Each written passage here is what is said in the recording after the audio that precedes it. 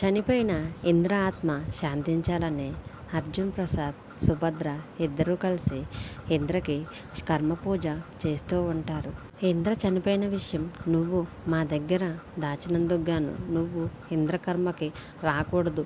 నీ గాలి కానీ, నీ ఊపిరి కానీ, నీ నీడ కానీ కర్మ జరిగే దగ్గర పడకూడదు అని అర్జున్ ప్రసాద్ గౌతమ్తో చెప్పేసరికి గౌతమ్ మాత్రం కర్మ పూజకి దూరంగా కార్ దగ్గర నిలబడి చూస్తూ ఉంటారు.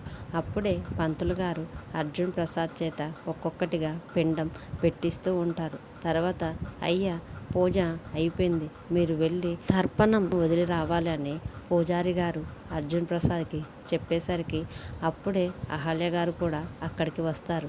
అక్కడికి వచ్చి గౌతమ్ పక్కన నిలబడి చూస్తూ ఉంటుంటే అర్జున్ ప్రసాద్ పిండాలను తీసుకొని నీటిలో తర్పణంలా వదలడానికి వెళ్తూ ఉంటే అహల్య ఒక్కసారిగా పరిగెత్తుకొని వెళ్ళి ఆగండి, ఒక్క నిమిషం నేను చెప్పేది వినండి మావయ్య అని వాళ్ళతో మాట్లాడుతూ ఉంటుంది. అప్పుడు అహల్య, గౌతమ్ గారు చేసిన తప్పే మీరు చేస్తారేంటి సార్? ఇంద్రగారికి తర్పణం వదిలే కార్యక్రమంలో గౌతమ్ గారిని ఎందుకు మీరు రావద్దని దూరం పెడుతున్నారు?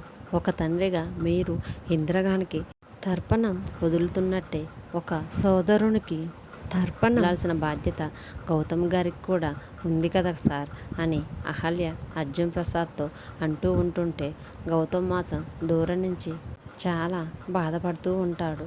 మీరిద్దరంటే కూడా ఇంద్రగారికి ఎంతో ఇష్టం. అలాంటిది మీరొక్కరే ఇప్పుడు కర్మకు కార్యక్రమం చేసి తర్పణం నీటిలో వదిలితే ఇంద్ర ఆత్మ సంతోషిస్తుందా సార్ అని అహల్య అడుగుతూ ఉంటుంది. తర్వాత గౌతమ్ గారిని కూడా తర్పణం వదలటానికి ఒప్పుకోండి సార్ అని అహల్య అర్జున్ ప్రసాద్తో మాట్లాడుతూ ఉంటే సుభద్ర, గౌతమ్లు అహల్య వైపే చూస్తూ ఉంటారు. నిజంగానే అహల్య చెప్పినట్టుగా ఇంద్ర ఆత్మ శాంతించడానికి అర్జున్ ప్రసాద్, గౌతమ్ ఇద్దరూ కలిసి నీటిలో తర్పణం వదులుతారనేది రేపటి ఎపిసోడ్లో చూద్దాం. Thanks for watching.